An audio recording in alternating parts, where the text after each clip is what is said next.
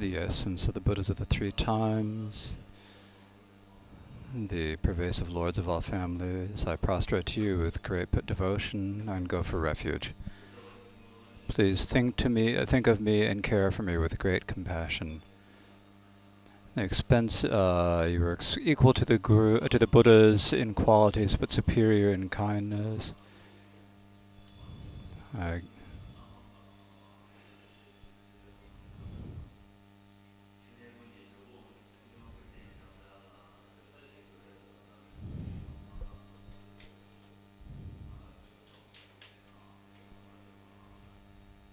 All the students who are in the world, wherever they are, please, who wish to listen to the Dharma, please gather here. The language of the gods, the tongues of humans, the tongues of the Aksakumbhadas and Manaravas, and all the languages that being speech I shall teach the Dharma. Please come to listen. Good afternoon.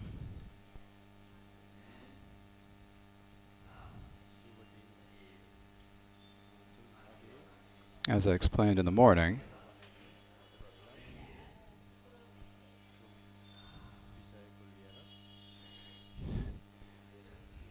I gave some topics for you all to discuss. Do you remember them? This is my question. What's the question? So in this discussion, now you all, when you are having lunch, or after you finished your lunch, and did you do any discussion? And did you think about it? Did you consider this and discuss it? And raise your hands.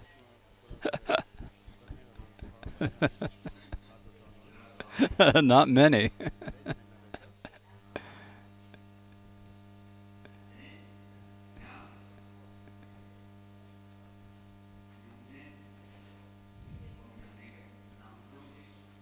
And I also gave you some meditation homework to focus on your breath and do some meditation during the lunch break. How many of you, raise your hands if you meditated on your breath during the lunch break? There are a lot among the lay people. Oh, okay. Now, usually our mind gets distracted and we forget from time to time. So generally, no matter what practice we are doing, we need to have the view, meditation, and conduct. The view, meditation, and conduct need to be united as we do our practice. So view means, as I explained before, what is mind awareness? What is shamatha meditation? How do you meditate? What are the ways to do the shamatha focused on breath? So knowing that is the view. Then meditation means to bring that into your own being and resting in meditation, focusing on your breath. That's what we call meditation. And then conduct is bringing it into our daily life, particularly when we're feeling afflictions or suffering. And then we meditate at that point. That's called conduct. That is taking the suffering and afflictions as the path. If we are able to meditate on the antidotes for those, then that is conduct. And so in this way, we have to view meditation and conduct, and having these in union is very important.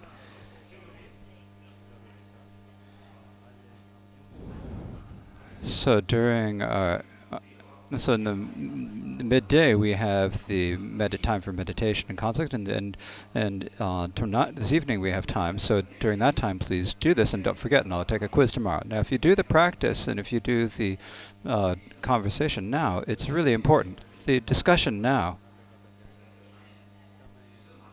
It's you probably didn't have a lot of time to do the discussion, so.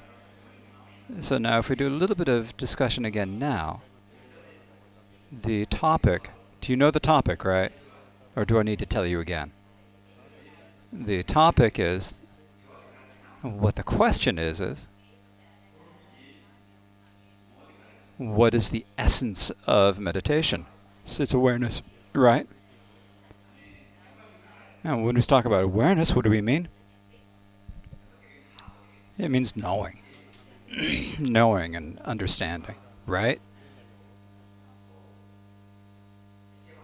It's just knowing. Whatever you see, whatever you hear, whatever you think about, whatever you experience, whatever you feel, whatever you do, it's knowing it. That's what it is. Now for you all, what that knower is it always there or not? What that knower, is it always present? It's always present, right? And so if you always have that knower, then are you always meditating or not? If you think that you are always meditating, raise your hands. Okay. If you think that you're not always meditating, raise your hands. No, that's true, isn't it? If you're always meditating, then if you're always meditating, then you've already reached Buddhahood. So if you're coming here, there's no need to come and train in meditation and sit there. There's no difficulty about coming and doing the meditation about whether you can do it, because you're always in meditation. And so for this, we're not always meditating. But what I asked you to, so that awareness is knowing, and that knower is always with us, right? So isn't this a little bit of a contradiction?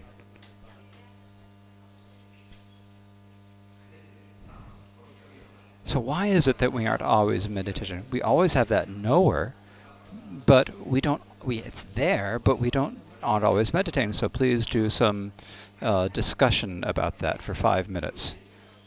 And when I ring the bell, then we will finish the discussion. So please begin your discussions.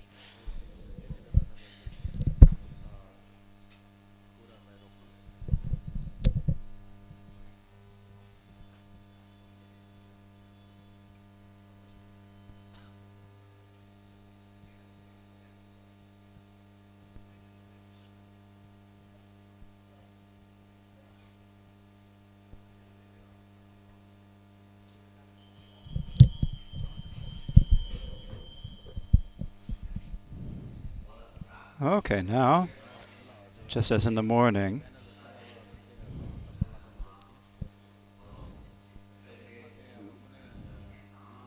if we have any volunteers to explain the results of your discussions, please raise your hands. Oh, here's one. Please stand up.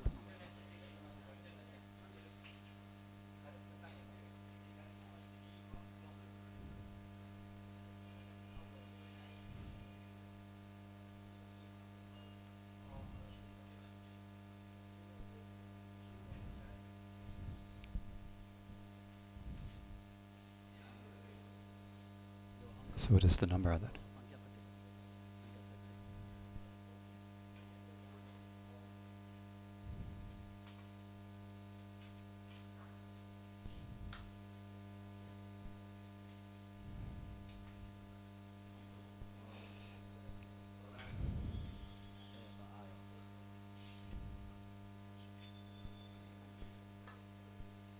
Now we continually have awareness.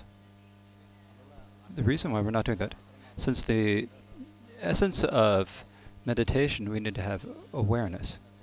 We don't always bring our awareness to that point, because the essence of awareness is clear and aware. And so when we have, because of the 3 poisons of the afflictions, it's like the cloud. Like the clouds obscuring the sun, even though we have the awareness, it's not naturally there, but because it's obscured by the afflictions. And so for that one, we're in meditation, and because of them, we're unable to do it because we've got too many, because we don't have enough awareness. Thank you. Thank you.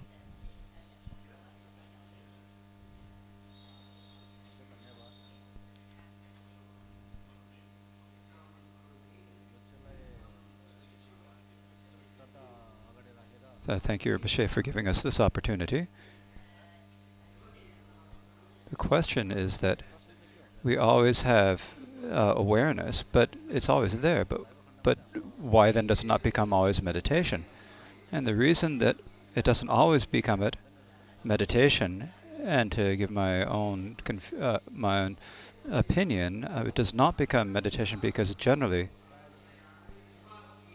our awareness is always present, but we do not recognize that it is there, and for that reason it doesn't become meditation. To give an example, like in the Master Message, as it says, the essence of all sentient beings is a Buddha, but they do not realize it, and always they don't realize it and wander samsara. So the basic qualities of a Buddha is present in the time of the ground, but even though it is there, they do not recognize that it's there. They do not know that it isn't. Because of that cognition, in the end of that, they wander in samsara. And similarly, at this time, even though we have that continually have that awareness, we do not know that it's there, and don't realize it's there, and not knowing that that is there, it does not become meditation. That is my opinion. Thank you. Over here. Prostrate to Rinpoche. So generally, we always talk about meditation, and when we talk about meditation and awareness, my feeling is that we probably need to think about it as a continuum, because the knowing is there, but the knowing actually becomes awareness, or the mindfulness and awareness is not necessarily that. So when the bodhisattvas rest in the natures of their mind, they stay there continually without being distracted from it, and so that, for example, and when we're not resting that, we don't recognize the natural luminous nature of the mind.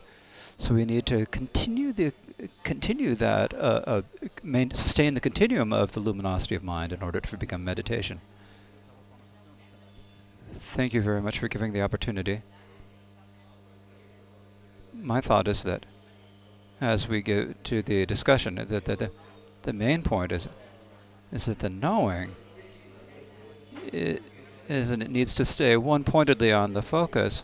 The main reason that we aren't meditation is because we do not stay one-pointed on the focus of the meditation.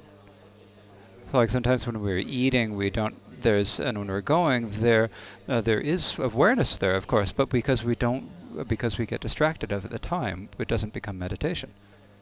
So over here, one. I'd like to.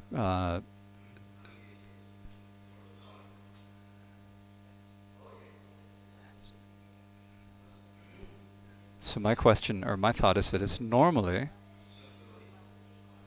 in equipoise, what we all think about is the awareness that we always have. That's what the awareness. But when we hear it, if we think that whenever we rest on something, if we're thinking that we're meditating on a lesson, if we're able to focus on it for a long time, then I think that is the type of mindfulness and awareness we need to have. As it says in the Calling the Buddha from Here, as the nature is a Buddha, but we don't realize the real nature of our mind. We know what the nature is, but if we were able to actually meditate upon it, then that would become the true awareness. Thank you very much, Rinpoche.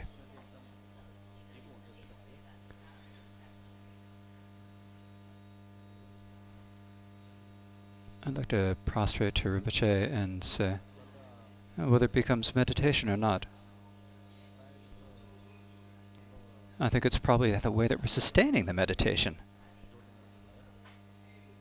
If you think about like a shepherd goes up, lets the sheep go up onto the mountains, and then after we do that, we need to look and see what are the sheep doing. You have to keep looking at them with mindfulness and awareness, and you have to look at them in that way. So in the same way, so generally, we have Buddha nature, we have the luminous nature, the nature of self-awareness. We have that, but if we have a good way of sustaining that, then our meditation will become just right. Exactly. So thank you very much. So the last one. Here's the last one. So first, like to prostrate to Yongey Mingyur Rinpoche.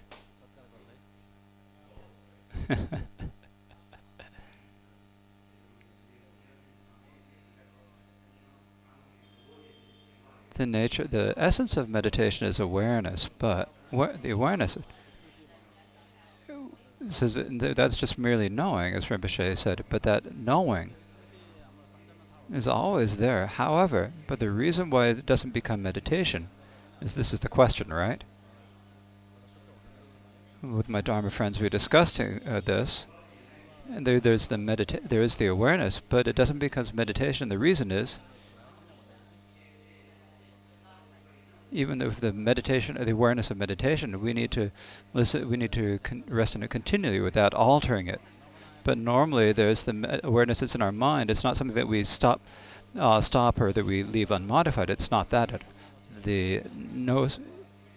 If we are trying to block or create things, or not alter them, or for altering the meditation, the awareness, then it becomes a meditation and so forth.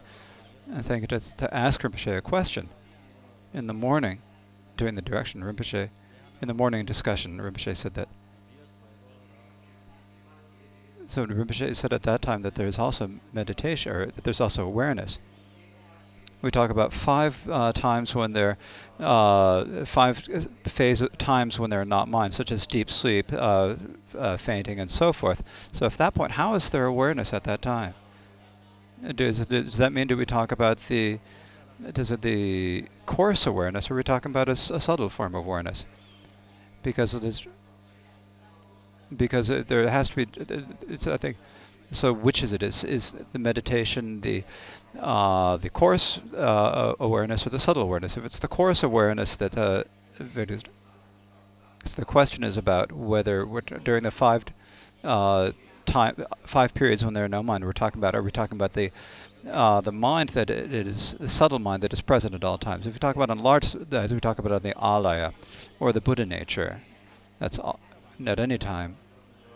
It's never any changing. Has never any changing or shifting or adding or removing. There's whatever happens is everything is the energy of of that. So here, the one who stood up, here's the very last one.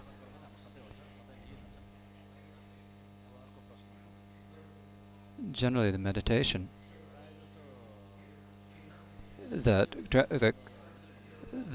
cognition is always present in our minds, but the reason why we're not always meditating is that mind it is naturally awareness by its nature, but that meditates.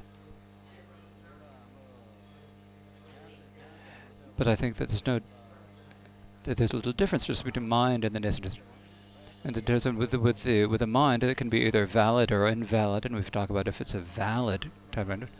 And within different types of validity, then we need to have the characteristic prajna and the clear prajna. And so, if we are able to have that sort of that type of appropriate type of mind or awareness, then I think that it can become the answers. I'd like to thank all of you who gave answers, and you've all spoke very well. The main thing is that the knowing, we have that knowing, it's always there, but that knowing, we don't recognize it. It's not a question of whether we have knowing or not. It's there, we have it, we all have it.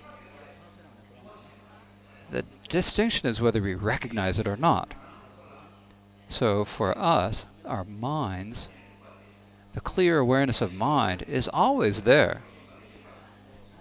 But we do not recognize that clear awareness as being clear awareness, and for that reason, it doesn't become the foundation of mindfulness of mind. And so during the meditation, we recognize it, recognize its nature. And within that recognition, we need to sustain that recognition.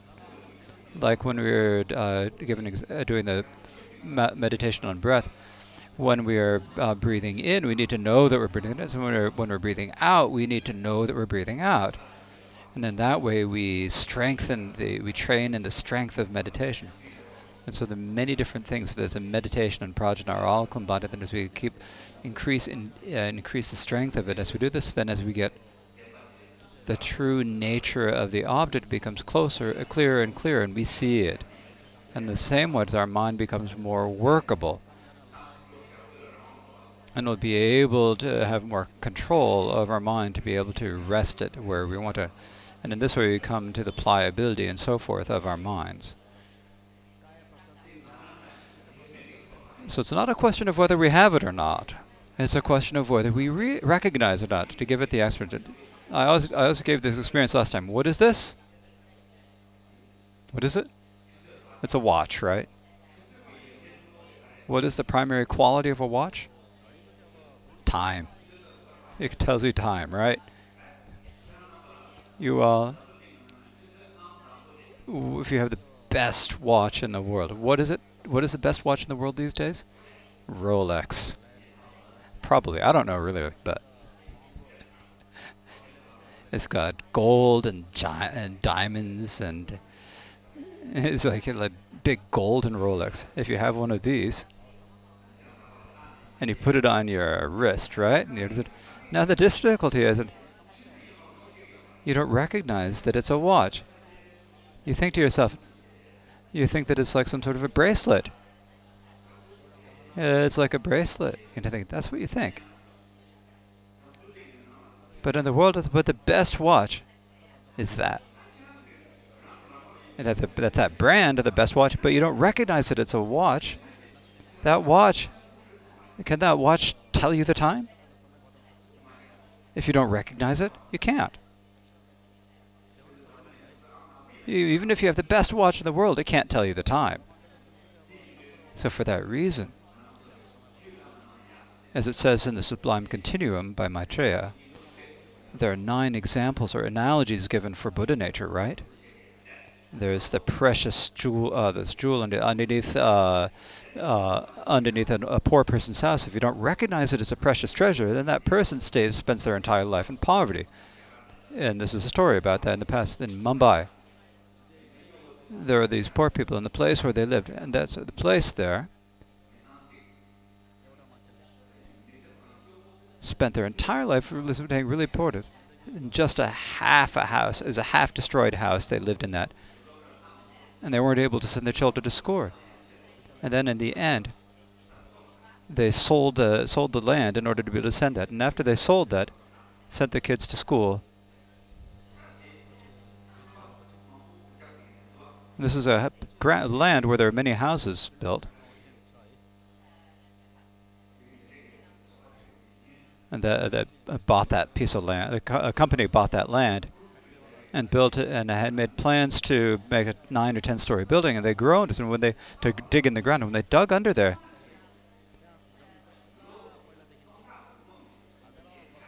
they found underneath there lots of jewels and old ancient artifacts from thousands of years ago underneath that very house. And that was enough to build the entire house, the entire building.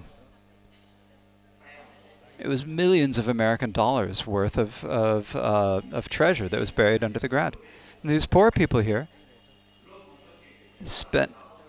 owned that place, and they spent their entire lives on this. And actually, they could have been really rich. They were really rich, but the difficulties they had is they didn't know that they didn't recognize that they were rich. And they spent their entire lives in poverty. Similarly, during the teaching Vajrayana teachings, there is the co-emergent qualities that are naturally present within of the body, speech, and mind that are present within us.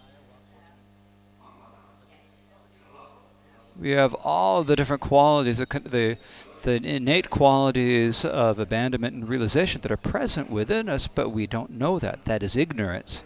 We don't recognize within it.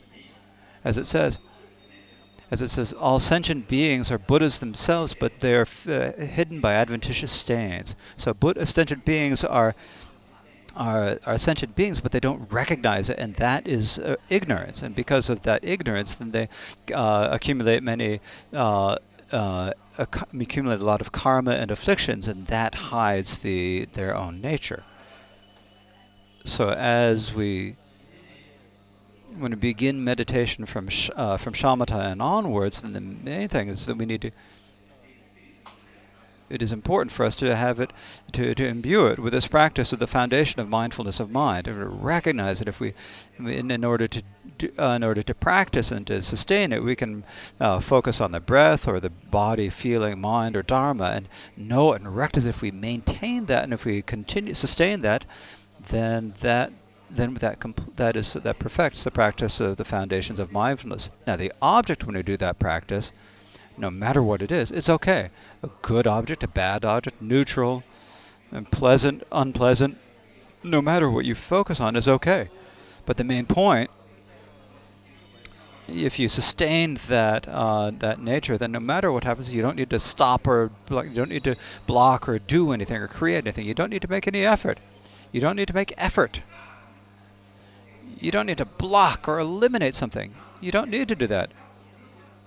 If you need to get rid of something, it's hard. If you need to make something that you don't have before, that's difficult. And so for that, and so from one perspective, meditation is extremely easy. If you know the point, it's really easy. If you don't know that crucial point, it's not. So many people do meditation and have think, I'm not able to think any thoughts. I'm not allowed to think about anything. I must stay right on one object. And I'm meditating. And close your eyes. Tighten your body. And your ears are sticking up. As I said,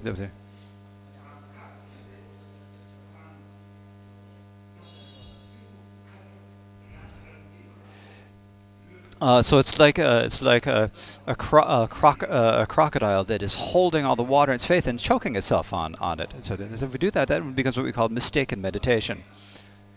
And if we start doing mistaken meditation, then more and more thoughts, and then we see that as a fault, and then it becomes difficult.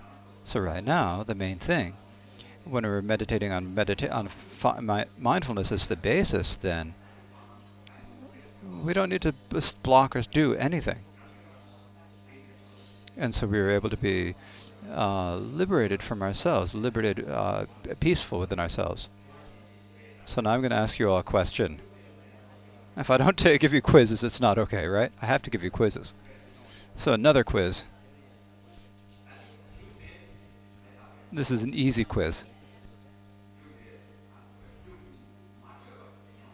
There's no way you can fail this quiz. There are 3 questions. And no matter what answer you give to these three questions, you pass the quiz. So if you're afraid that you're not going to pass my test, then don't worry about that. It's okay if the Khenpos and Tulkus don't give answers. This question is first,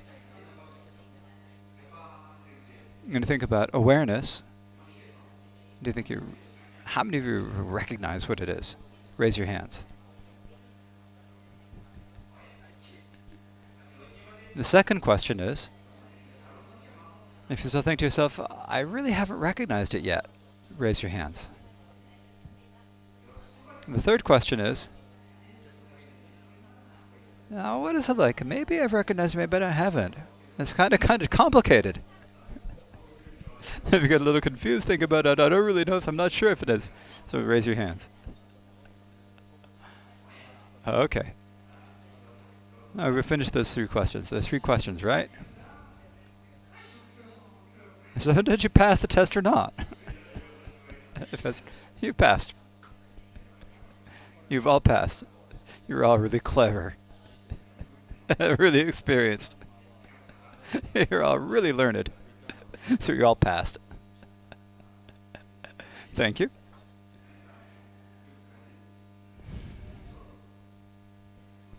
With these 3 questions, they're all like they're exclusive of each other, right? And when you answer, how do you all win? You might think, how can you have passed the exam? If you think that I need to recognize awareness, then that's excellent. That's it. If you recognize that I didn't recognize awareness, then you've also passed. When you realize I don't recognize it, now the way that you pass the test in this way is it. Do you know whether that you have that thought? I didn't recognize awareness. Do you know that or not? You know, right? So if you didn't know, you wouldn't be able to raise your hand, would you? But you listen to it. But when you raise your hand, it's certain that you know, and that becomes awareness itself. I don't know what awareness is. If you understand that, you've passed the test. That's awareness itself. Some of you, somebody think, oh, I don't know, did I recognize it or not? I'm not sure. And if you have that sort of doubt, do you know or not that you have that doubt? If you know that doubt, then that's awareness. And then you've also passed the test. So in brief, awareness itself, when we talk about awareness, or we talk about awareness or mind, they're all the same. Often we talk about mindful unawareness, but basically it's just knowing. Whatever you know, whatever you're thinking in your mind, within that knowing of that, within that you know, within that you think, within that you experience, and within that you don't like go out of it. There's nowhere to go outside of that. As it says in our Mahamudra specials, appearance is mind, emptiness is mind, confusion is mind, and liberation is also your own mind. Arising it's mind, and ceasing it is also the mind. So may I cut through all projections in the mind, and so for all of our good or bad thoughts or neutral thoughts, all of our afflictions of greed, hatred, delusion, all of the paths and all the paths of the Bodhisattva path are all there. When the mind arises, they arise in them, they stay in the mind, they dissolve into the mind. Not only that, all the form, all that you see, all the objects you hear, all the phenomena of samsara and nirvana. So who knows those? It's your mind that knows all those phenomena. It's your cognition that knows them, right? What is the nature of, what is the characteristic of a known object? What is the characteristic? It is appearing as an object of mind. So whether it's a known object depends on whether it is able to be apprehended by the mind or not. So the level is that it has to appear to the mind. That's the characteristic of the mind. This means like a proven object. So what is it able to appear as an object to the mind? So the mind is knowing. So it's that knowing that you have, right? And the nature of that knowing is, what is it? That is this clear, luminous knowing. As I said before, it's like an ocean. The ocean is water, right? Within the ocean, there are all the thoughts and afflictions and so forth are all like wakens. So another example is, it's like space. That the knowing is like the space, and then all of the thoughts and afflictions and all the dualistic thinkings, they're like clouds. And so in the space or in the sky, there are these beautiful clouds, white, nice, yellow, red. It's like rainbows. And sometimes then you have we have really that are like we have clouds that are like dust or smoke and so forth.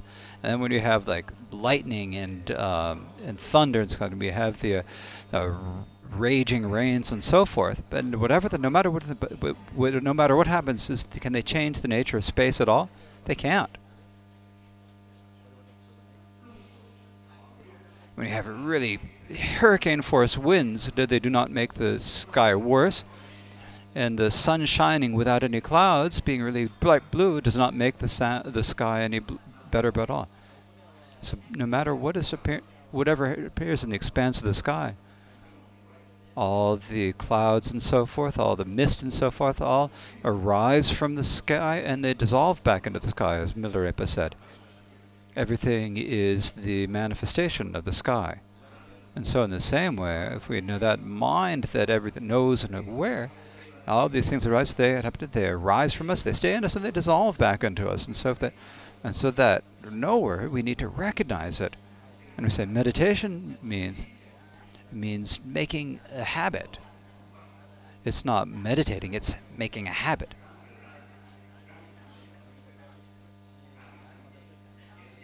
It is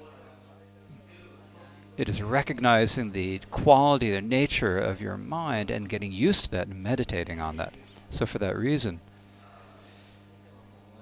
the essence of meditation is awareness, and if we can recognize that awareness well, then within that, if we're able to rest in that without any being distracted, then that is the mindfulness of mind. Now, so this afternoon, the reason why we're emphasizing awareness is that among the 4 types of foundations of mindfulness, in our Tibetan tradition, we primarily emphasize the mindfulness of mind.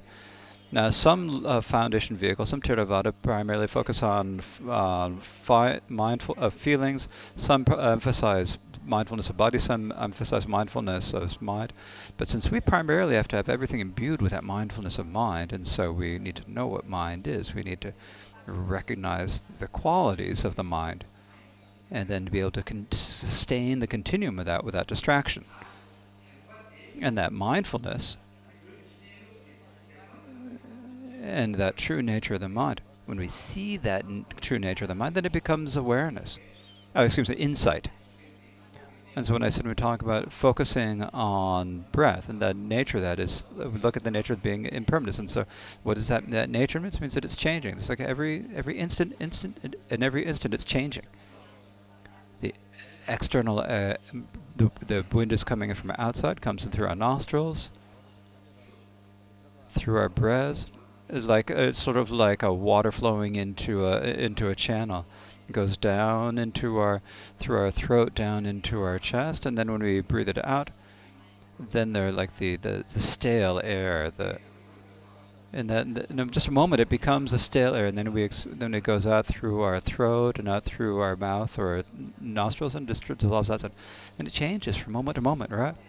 And if we know that change from moment to moment, we don't need to make that. We don't need to visualize that. It changes. We just need to look at that. And just looking at it, then that becomes insight. That becomes the basis of insight meditation. Now, at this point, the insight is the insight that we share in common with the Theravada. This is meditating on impermanence. So in that case, so should we first meditate on some shamatha meditation, or should I talk about impermanence? So which of these 2 choices is better? So if we think that it's better to do some shamatha meditation first and then meditate on impermanence, raise your hand. If you think it's best to think about impermanence first, then raise your hand. It's about the same. I can't tell which is what. So one more time. So should we first talk about the shamatha meditation on the breath? Raise your hand. Is it better to talk about the meaning of impermanence first? Raise your hand. It's better to talk about impermanence. So impermanence means changing from moment to moment. To give an example is, every day we're getting older, right? As from last year till this year, we've got older, right? I'm getting older every year. You're getting older every year too. Within a Tibetan, you're getting older. When among our Tibetans saying getting older is good, right? But in some countries, you're saying you're getting older. It's like they don't really like it. It doesn't really matter. Excuse me, sorry. It's the actual truth. We're getting older. Every day we're getting older. And it's not just that we've gotten better. This is from last year to this year that we got old. It's not just that. We're getting better. We're getting older from today till tomorrow. Every morning. From the morning until now, we've grown older. We're getting closer and closer to death. We don't stay even for a second. It's not just that I'm getting older. This place, Bodh Gaya, the world, the entire universe is getting older. It's changing. It's getting older and older. There, with the eons, there are the eons of formation, staying, and destruction, and then the empty periods. It changes from moment to moment. Even right now, all of the infinite universes are changing, getting older from moment to moment. They're impermanent. Time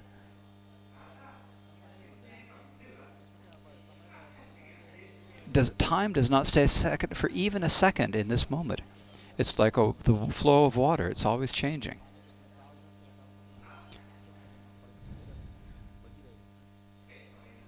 To give an example, from last year, this year, and next year, if we think about these 3 years, last year is past. When we talk about past, means it's stopped, it's happened, it's not now. It's no longer now. Next year is future. It hasn't arisen yet. It hasn't happened yet. It's like these. If this had never grown from the future flowers have not yet grown. The old is that it gets old and it falls when it becomes dust, dissolves in the sky, and there's nothing left, right? It's past. That's not a flower, right? The flower, where's the flower? It's right now. Right now there's a flower. And among the time, it's in the present. Last year's flower has perished and it's not there. The next year's has not grown, it's not there yet. So now what do we have? Among the 3 years, which one do we have? Among the 3, which do we have? Do we have this year or not? Do we have it or not? We must have this year, right? Do we have this year or not? Raise your hand if you think we're in this year. If you think that it's not really, we don't have this year, then raise your hands. It's okay, whatever you say is fine, doesn't matter. Actually, when you look at the really truth, if you examine it, there's no this year either. The reason is, we have 1 year. And to finish 1 year, how many months does it take? It takes a minimum of 12 months. Sometimes you have 13 months in the Tibetan calendar, right? But the minimum you have to have 12. 12 months in 1 year. In order to become a year, there has to be 12 years. If you don't have 12 months, there's no way you can have a year. So right now, is right now a month or no? They're not 12 months right now. They're not there. So right now, when you say this year, it's not established. But in our thoughts, within our minds, when we don't consider it, we think that there's this, we make up the idea of there being this year. So actually, now what year is it? Or what month is it this year? Now it's the second. And the Tibetan month is what? It's the second, is it February or is it January? Which month? It's February, right? It's first month. Oh, it's January. I have to look at this.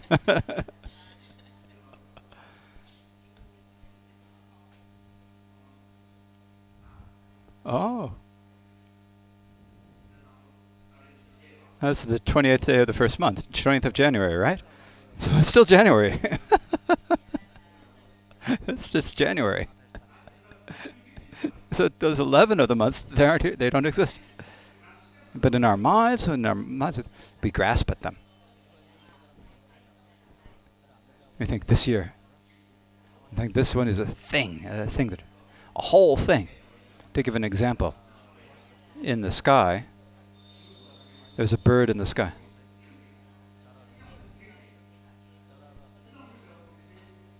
When you've got birds that are flying like a line together, you might think, sometimes you might think that it's like you're seeing a sky, but it's not. Is it really? It's not. It's birds.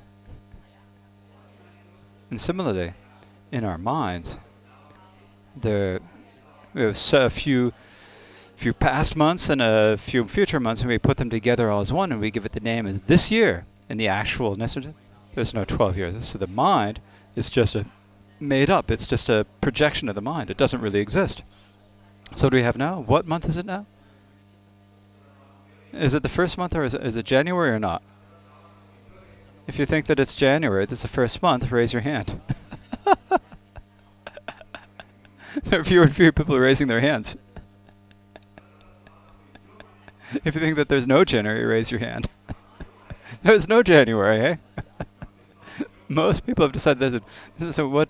But right now we just said it's January, right? This is the 28th of January, right? Actually, there's no January. And the January is also projected by the mind. It's just an appearance in the mind. In the actual nature of the thing, this January doesn't really exist. And the reason is, in order for there to be a month of January, there have to be, how many days are there in January? 30 or 28? You need 30, right? You have to have 30 days. Now it's what day is it today? It's the 28th, right? So 27 days have gone. They're no more. They're past. So you guys so we have the 29th and 30th. Those 2 days, they haven't arisen yet, have they? So they don't exist, right? So what do we have now? We just have the 28th, right? So the month is also just a projection of mind. But in actuality, a month doesn't exist. So what do we have now? What day is it?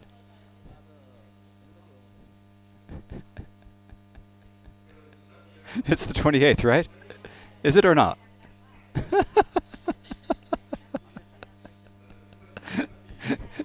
Raise your hand if you think that it's the 28th or not. That there is a 28th or not. Only 2 people raised their hands. They must have done it as a joke. This is also just a thought. It's just a projection of thought. But actually, today's the 25th. It's only that we project the idea that it's the 28th, but it's not really. In order for there to be, in order to be a day with 24 hours, you need 24 hours. But if there aren't all 24 hours, how do you make a day? So are there 24 hours right now or not? Right now it's 2 o'clock, right? So what time? How many hours? Is it 2 o'clock now or not? Raise your hand if you think it's 2 o'clock or not.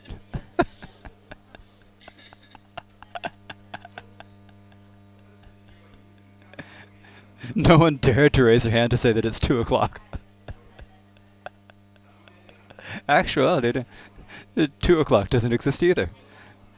It's just an idea in our mind, but actually, in order for there to be a 2 o'clock, you need to have 60 minutes, and it's impossible for the 60 minutes to exist. So how many? What minutes do we need to have? So it's 45, 46, 47, 48. It's 2:48 now. Are there 48 minutes or not? Raise your hand if you think there aren't 48 minutes. Raise your hands if you think there are 48 minutes. I should have said that even that 48 minutes is not there. In order for there to be 48 minutes, you have to have 60 seconds for each of those. And for 60 seconds right now, it's impossible for there to be 60 all right now, because right now they're always changing. Every moment, a moment, they're changing. And so right now, so we have 30 seconds. So grab the 40 seconds. You can't do that. So right now, we have the 40 seconds. Other than that this is right now, in terms of the actual object, does not exist. That on changes. The 40 seconds change like that. Within a single essence, how many parts does that have? How many parts do we have for a second?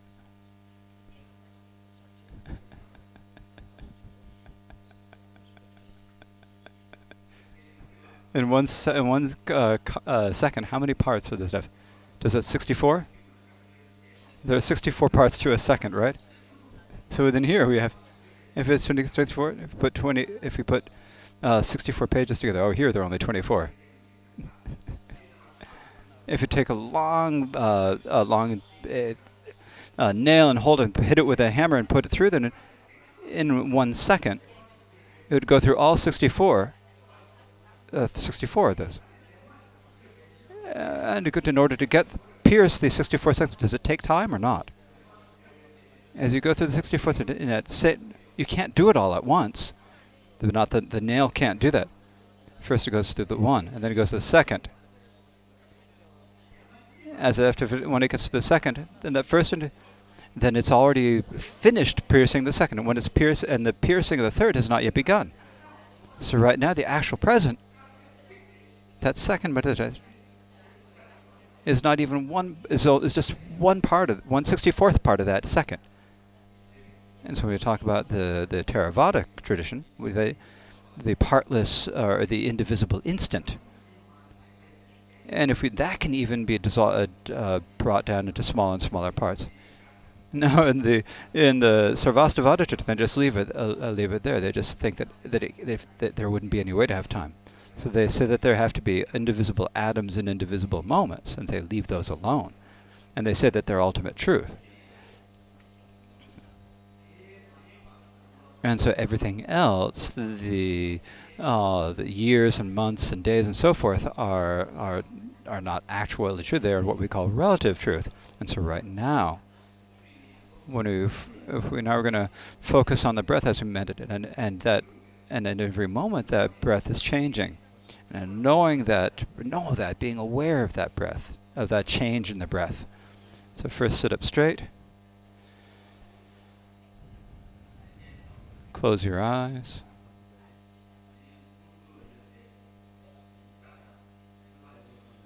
Relax your joints and your muscles.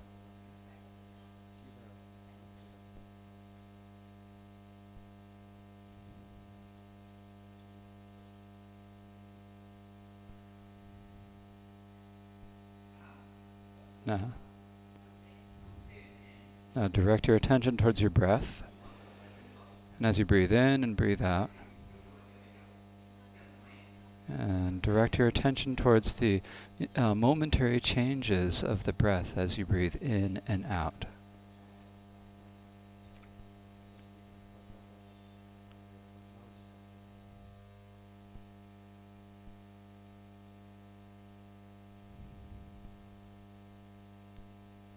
Okay, now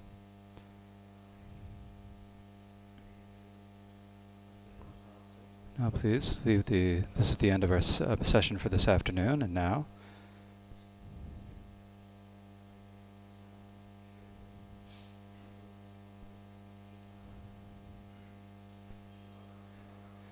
we have been teaching and thinking and practicing together, and now please dedicate all of the virtue from all this so that all sentient beings may achieve the state of Buddhahood, just as all the Buddhas and Bodhisattvas in the past.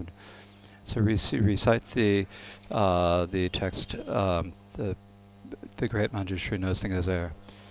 The great Manjushri knows things as they are, as does in the same way Samantabhadra. I fully dedicate all of these virtues that I may train and follow their example. Okay, thank you very much.